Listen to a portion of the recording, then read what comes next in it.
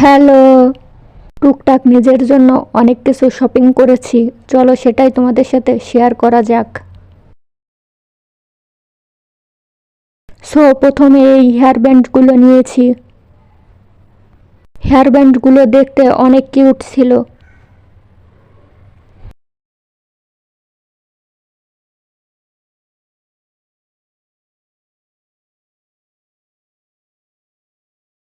নেক্সটে এই হিজাবটা নিয়েছি।